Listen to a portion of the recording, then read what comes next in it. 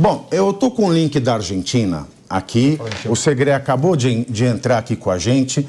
Vamos para esse tema, então, que está pegando fogo no Brasil, não só no Brasil, em toda a América Latina, porque na Argentina, meus queridos, contrariando as previsões das últimas semanas, que previsões, né? Que tipo de pesquisa foi feito num país em que existe um controle da mídia desde aquela operação feita pela Cristina Kirchner? As previsões eram confiáveis ou era para se apostar contra as previsões? Então, contrariando todas essas previsões das últimas semanas, o vencedor das eleições primárias foi o deputado Javier Milei, representante contra as forças políticas chamadas peronistas.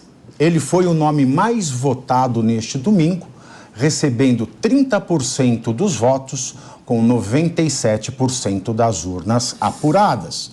Logo atrás veio a coalizão de oposição, Juntos por el Cambio, com 28,3%. A aliança peronista e governista União pela Pátria ficou em terceiro, com 27,2%, o pior desempenho do movimento desde que as eleições primárias foram implementadas na Argentina há 12 anos. E nós vamos agora com o nosso querido amigo Gustavo Segré, que está em Buenos Aires ainda, Segré. Como está o clima em Buenos Aires, o clima natural, o clima político, como é que está tudo aí? E eu queria perguntar para você se você viu, né, a cobertura, né, da imprensa consorciada aqui no Brasil, né, com um certo lamentar, né? Nós vimos que a parecia anunciando que Hitler tinha chegado à Argentina, a extrema-direita sagrou-se vencedora.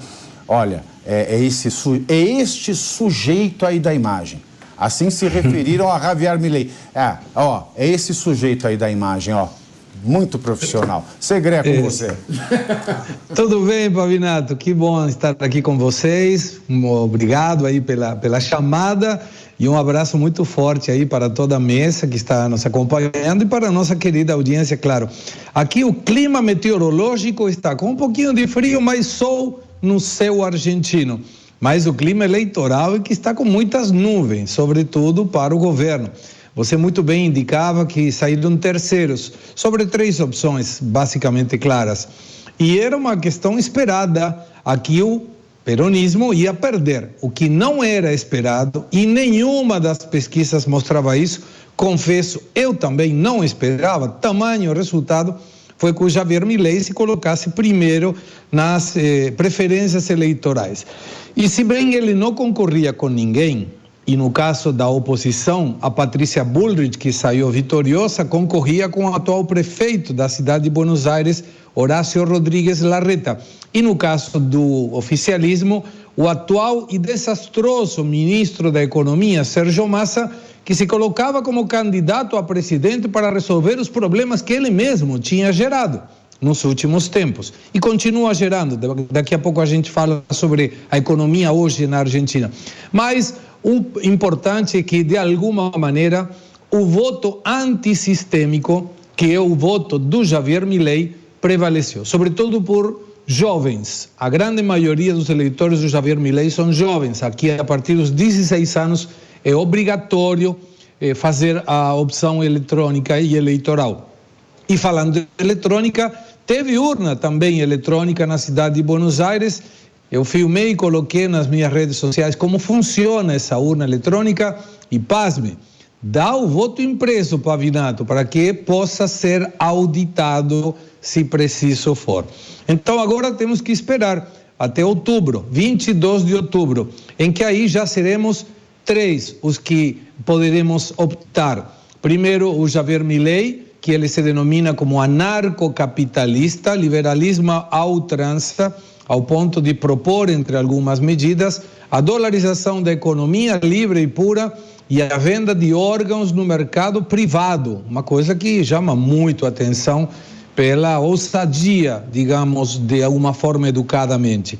E o peronismo, que se diminuir do 25%, Pavinato, Aí podemos chegar a ter um ocaso do peronismo, porque quando a militância dissonante e cognitiva, aqueles que não importa o que você mostre, ele vai continuar votando por essa opção ideológica, se diminuir do 25%, termina essa fase e o peronismo da Cristina Fernandes, populismo à esquerda, muito à esquerda, está próximo de chegar nesse limite, nesse piso. Agora, ô Segré, eu tenho uma dúvida aqui.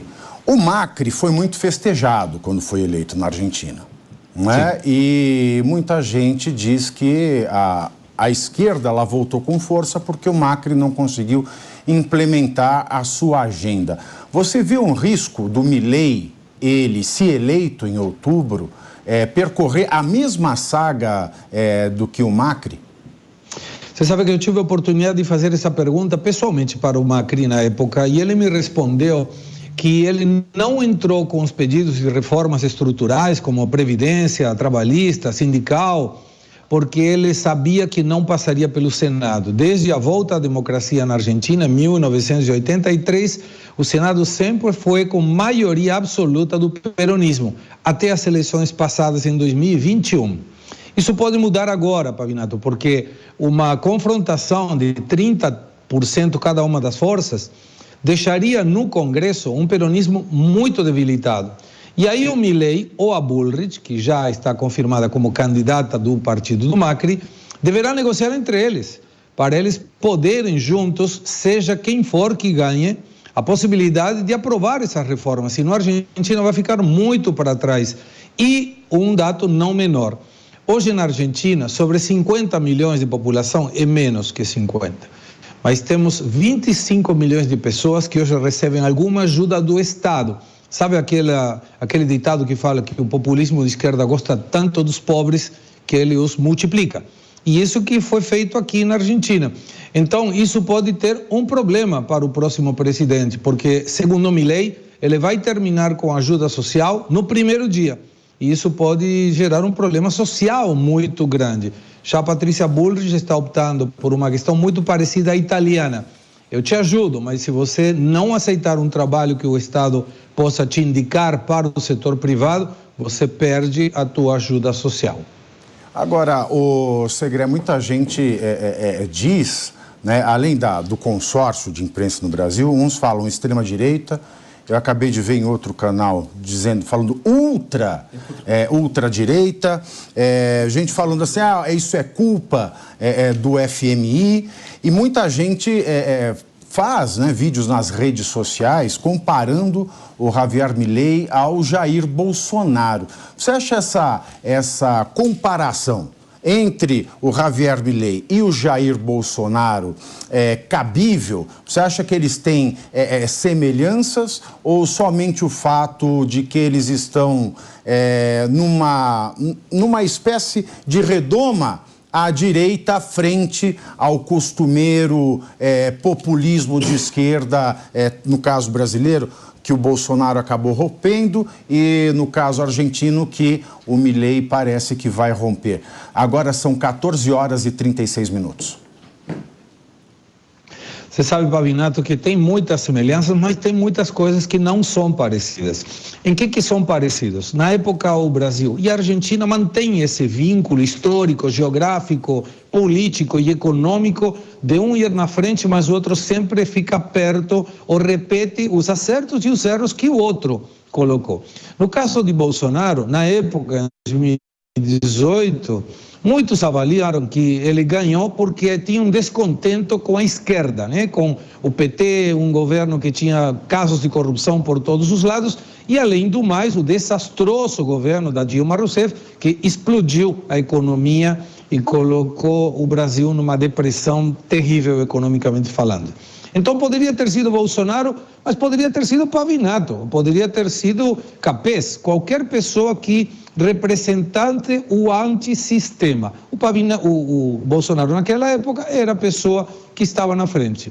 Eu brinco que se fosse Pato Donald, o Pato Donald teria ganho também naquela eleição, sem desmerecer as virtudes do Bolsonaro, mas ele era o antipolítico, o que falava, o que pensava e o que não tinha medo de dizer o que ele imaginava que poderia ser feito. O Milei é muito parecido nesse sistema. é o antipolítico, o que quer se colocar contra a corrupção, mas tem algumas assimetrias que são importantes. A primeira é que o Milei é muito agressivo. Se alguém acha o discurso do Bolsonaro agressivo, o Milei é multiplicado por 10. Tem uma defesa que nós, quem defendemos o liberalismo econômico, mantemos, que é o liberalismo é a aceitação do projeto de vida do próximo, sem questionar. Mas isso não aplica muito bem se o Javier Milei for, de alguma maneira, confrontado.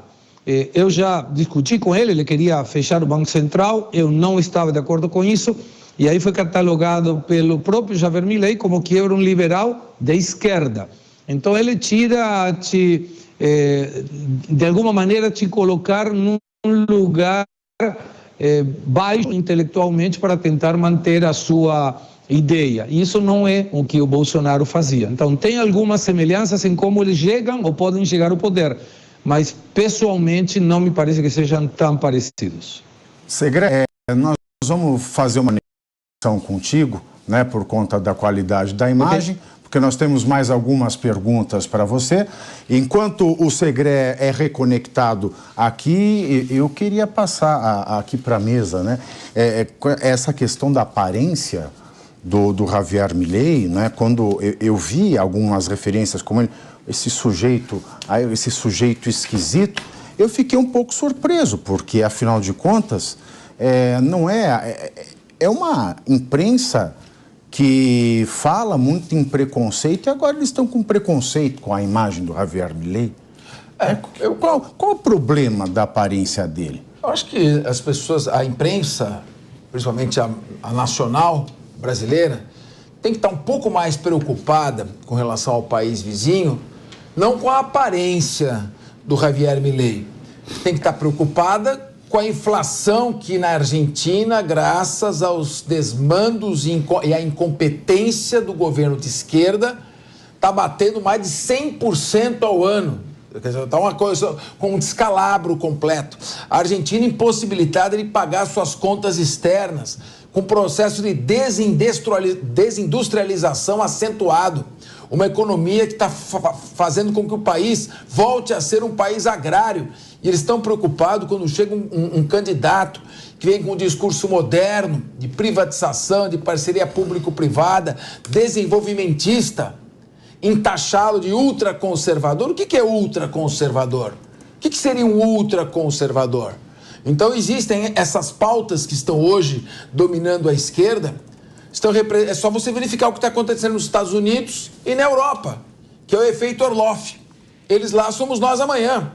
Então, as fronteiras do México foram completamente abertas pelo governo democrata do Joe Biden, estão sendo invadidos, até um determinado valor a polícia não pode interferir, então supermercados, lojas estão sendo alvos de depredação e de furtos. Hoje, na Europa, está mudando completamente a composição demográfica, ou seja, está havendo um aumento muito grande do número de imigrantes, isso vai mudar completamente a composição demográfica da Europa. Então, é preciso ter um pouco de responsabilidade quando nós vamos fazer a análise e o julgamento de um candidato, não pela sua aparência, mas pelo seu programa, sobretudo pelo seu programa econômico. Eu costumo dizer, e já falei várias vezes, o James Carville, que era o coordenador político da campanha do Bill Clinton contra o George Bush, teve um repente e disse, "That's the economy, stupid."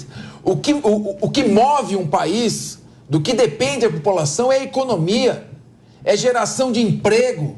As pessoas precisam ter oportunidades de trabalho. Até para ter, né, Capês? Agora, fica até só essa palhaçada, né? Programas de assistência social, você precisa da economia. Senão você distribui pobreza. Capês, eu acho interessante que você sempre coloca a culpa na esquerda, né? Mas a economia da Argentina vem mal há muitos anos, né? A inflação, por exemplo, a Cristina Kirchner deixou de inflação para o Macri 27%. O Macri deixou de inflação para o governo seguinte, que foi o Alberto Fernandes, 50%. Né? Tudo bem que hoje estourou, está em 117% quase a inflação da Argentina. Mas vinha de um problema econômico argentina de longa data, passando para o governo de esquerda.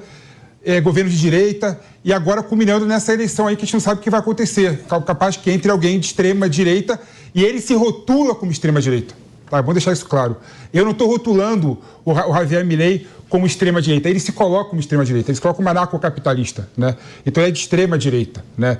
Então, assim, o que aconteceu na Argentina é fruto da mesma coisa que acontece no Brasil. Ninguém tem projeto político para a Argentina, lá na Argentina, como não tem no Brasil. Então não adianta, vai mudar de direita para esquerda, agora é capaz que entre o extrema-direita, e os problemas permanecerão, porque não tem projeto estruturante para a Argentina, no caso lá. Então é triste ver que a única política que o Javier Milei coloca, né, é que vai fechar o Banco Central e vai dolarizar a economia da Argentina.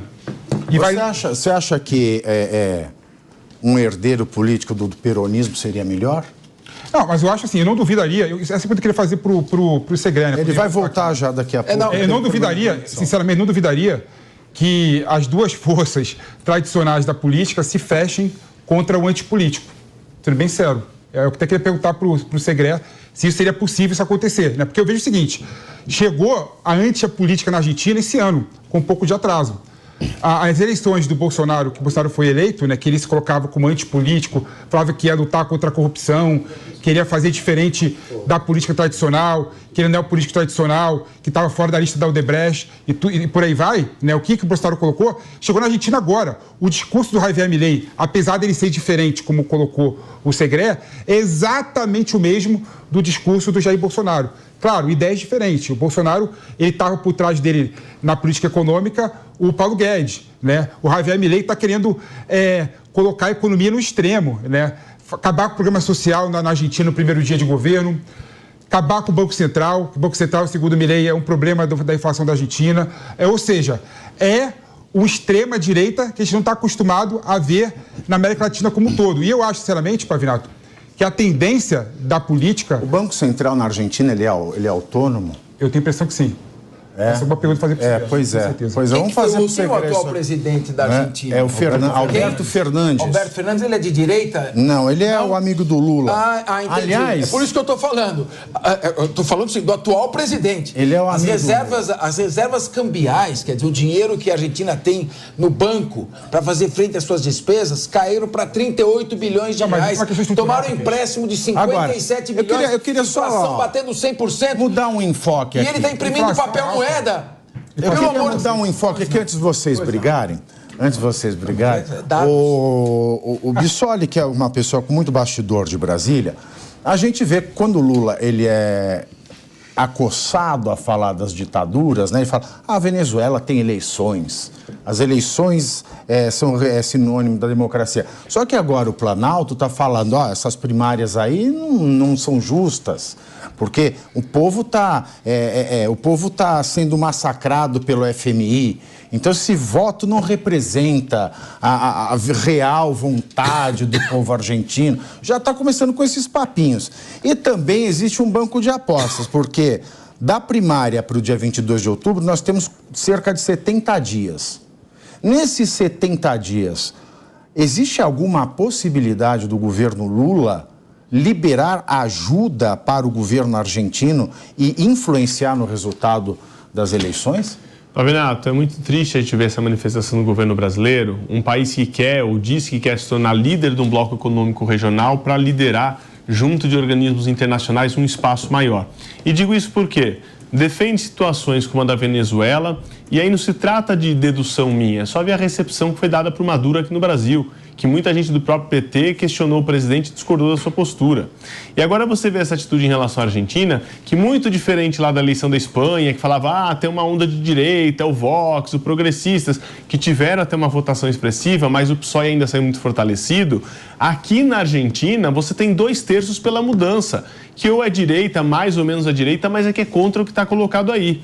Então, o que você tem hoje o governo brasileiro olhando? Com muita preocupação, aquele colega que teve o maior número de visitas do chefe de Estado desde que assumiu a presidência Lula, o Fernandes foi o chefe de Estado que ele mais atendeu e se reuniu pessoalmente desde então. Por que isso? À toa? Alguém que não é candidato à reeleição, por que está se reunindo tanto? Peraí, estou falando com um chefe de Estado como prioridade na minha agenda, que não é candidato à reeleição, de um país que economicamente está trazendo problema para o Brasil. Qual o interesse disso? Me parece que é só criar um caminho de ajudar no país vizinho a controlar esse crescimento da oposição. Se isso vai ser feito por meio de recurso, direto ou indiretamente, eu não sei te dizer. Dá tempo em 70 dias? Lógico que dá. O BNDES é um belo caminho que pode pular uma série de etapas para mandar dinheiro. Por exemplo, já foi anunciado que mandaria. Então, diferente de uma licitação pública ou algo que você teria que fazer um chamamento, algo um pouco mais complexo para mandar dinheiro para lá, você tem o BNDES, que a análise pode ser muito mais célere e mandar muito dinheiro para a Argentina nesse período. Aí o governo economiza daqui, usa o dinheiro do BNDES para financiar aqui, dá aquela pedalada fiscal que já mostraram que sabe fazer bem os colegas hermanos aí, né? Se tiver dúvida, a Dilma ensina bem a fazer pedalada fiscal. Vão para lá e faz o quê? Usa o dinheiro do caixa para fazer politicagem às vésperas da eleição. E aí vem a discussão, o FMI está pressionando, então isso foi um revide, ou uma forma de se proteger do poder econômico internacional ali, lidando numa questão interna. Me desculpem, né? A Argentina deixou claro que o resultado dessas prévias tem duas coisas. A Argentina vai estar um pouco mais à direita ou muito à direita, pela análise das pessoas em relação a cada uma das candidaturas. Mas o que se sabe é a Argentina vai para a direita, queiram ou não queiram os peronistas por lá. Bom, nós estamos com o Segré de volta e nós vamos passar as perguntas da mesa aqui. Vou começar com o Felipe, mas eu já quero integrar o Segré de novo com essa nossa discussão desse momento, Segré. Porque a gente estava falando aqui, o povo argentino, ele, com o resultado das urnas, ele vai se mostrar mais à direita ou mais desesperado? Porque o Palácio do Planalto, né, as pessoas próximas ao Lula, e é engraçado constatar que quando se trata de Venezuela, o Lula diz que a Venezuela é um exemplo de democracia porque tem eleição. A mesma coisa a Nicarágua, tem eleição, está democrático. Agora, na Argentina, ele já não falou, olha, é o resultado das urnas. O pessoal lá do Palácio do Planalto, aqui em Brasília, está dizendo o seguinte, não, isso não é a expressão do povo argentino. Isso aí é um cabresto, é um voto que foi mais ou menos que forçado por conta do FMI. A culpa é do FMI, esse resultado. E diante disso, a gente estava aqui na dúvida também, será que nesses cerca de 70 dias entre as primárias e o 22 de outubro, será que o governo Lula ele vai, de alguma forma, injetar dinheiro via BNDES na Argentina para tentar reverter esse resultado das primárias? Vamos lá, Pavinato. A primeira questão que eu adoro é detonar toda aquela narrativa da esquerda que fala bobagem sem pensar nos dados. É uma questão fácil de derrubar e vou justificar por quê. O FMI sempre é a última opção de qualquer país, mas tem uma vantagem. É pagamento de taxa de juros muito mais competitivas que o mercado privado e os financiamentos que os países, sobretudo quando tem problemas econômicos como a Argentina, estão com dificuldade de financiar. A Argentina e qualquer país tem 4 maneiras de financiamento quando tem déficit fiscal. E o déficit fiscal da Argentina é crônico. Desde 1962 até 2002, 40 anos, a Argentina comeu 180% do PIB em déficit fiscal. 180% do que o país produz foi necessário financiar por aquele déficit fiscal. Depois teve alguns anos de superávit fiscal, na época do Néstor Kirchner, que coincidentemente devolveram um empréstimo do FMI junto com o Brasil no governo Lula no mesmo dia. Isso foi proposital. Nos últimos 10 anos, 2012 e 2022, a Argentina voltou a ter déficit fiscal. E quanto foi? 40% do PIB, da geração de riqueza do país. Então você só pode ou emitir dinheiro, que a Argentina fez, inclusive emitiu por valores tamanhos, foram 17 trilhões de notas, que quando você coloca uma do lado da outra, tem 16,5 centímetros. Daria para ir até a Lua, dar 135 voltas na Lua e voltar para a Terra, de tanta emissão monetária. A outra questão é a colocação de títulos públicos. Ninguém compra porque a Argentina não paga, é caloteira. Depois a outra seria aumentar a carga tributária, que não tem como fazer isso agora. E qual seria a quarta? O FMI. Mas aqui vem a detonação dessa narrativa do Palácio do Planalto, que está dizendo que o problema das eleições foi o FMI. O empréstimo do FMI foram 44 bilhões de dólares. a necessidade de financiação no governo de Fernandes foram 90 bi. Quer dizer que o FMI é irrelevante em termos da dívida que assumiu o governo do Fernandes. O resultado da urna não foi do FMI, foi insatisfação do povo que cansou de ser pobre num país rico, numa gestão desastrosa e desastrada do populismo de esquerda. E respondendo à questão do BNDES agora, não é possível que o BNDES empreste dinheiro para a Argentina em curto prazo, porque a Argentina não tem garantias para esse empréstimo. Se tivesse garantia, e uma das garantias poderia ser até o gás do gasoduto Vaca Muerta, aí poderia, mas não dá o prazo para isso. E o BNDES não poderia dar dinheiro líquido, dinheiro para que o governo argentino gaste em outras questões. O BNDES poderia, por exemplo, financiar os tubos, os dutos, para a construção do gasoduto, e aí não teria nenhuma praticidade para o governo. E por final, que eu escutei a pergunta sobre o Banco Central autônomo. Não é autônomo, aqui depende do Poder Executivo. Tanto que hoje, aleatoriamente, por isso, por determinação do Executivo, não tem Copom, Comitê de Política Monetária. Lamentavelmente, não temos um campus neto aqui na Argentina, então os juros passaram a 118% ao ano. Olha só que baratinho. Muito bem. Então, Felipe Monteiro, acho que isso responde, né, a sua pergunta. Quando ele fala do fim do Banco Central, é um Banco Central que não é um Banco Central como o nosso, não é como um Banco Central americano, um Banco Central europeu, que tem autonomia para cuidar da saúde da moeda. É uma marionete do presidente ou da presidente da República. Você tem mais alguma pergunta nesse sentido, Felipe? Eu tenho uma pergunta para o Segré. Segré, minha dúvida, tudo bem, Segré? Boa tarde. Prazer estar contigo. Prazer te ver, Felipe. A pergunta é o seguinte, Segré, o voto antipolítico na Argentina chegou, né? E pela primeira vez está havendo uma terceira via rompendo contra a lógica institucional política entre dois partidos tradicionais da política da Argentina, né? Primeira vez que está havendo romper. A minha dúvida é a seguinte, claramente o Javier Milei, ele causa desconforto tanto na esquerda quanto na direita também, tradicional. A minha dúvida é se não há uma possibilidade da direita e da esquerda, da oligarquia política da Argentina se unir contra o Javier Milei e decidir tirar ele no voto útil, por exemplo, nas próximas eleições na Argentina. Aqui não tem uma direita tão à direita, é mais centro-direita que poderia ser Bullrich. Se tivesse ganhado Horácio Rodríguez Larreta, era um centro um pouquinho mais à esquerda, sendo do mesmo partido. E aí onde vem as similitudes com o Brasil. Historicamente o Brasil, desde o retorno à democracia, praticamente, ou pelo menos desde 1989, você tinha duas facções ideológicas, que era o PT de um lado e o PSDB do outro. Aqui era Juntos pela Mudança, do Macri, e o peronismo da Cristina. Inclusive tinha essa ambivalente definição de um contra o outro. Era o Lula contra o Bolsonaro, Cristina contra o Macri. E aí quando sai essa opção dessa terceira via, lembrando que no Brasil aconteceu isso. O Bolsonaro foi uma terceira via, porque não era nem do PSDB, nem do PT. O Milei apresenta essa discursiva também. Não é de nenhum dos partidos preponderantes até agora. Mas eu duvido, Felipe, que eles se juntem para tentar evitar que o Milei possa participar. Tem um risco que não tem a ver com eles, que é uma investigação da Justiça Eleitoral, porque tem denúncias dos próprios próximos de Milei que tiveram dinheiro solicitado para poder ser candidatos do partido do Milei.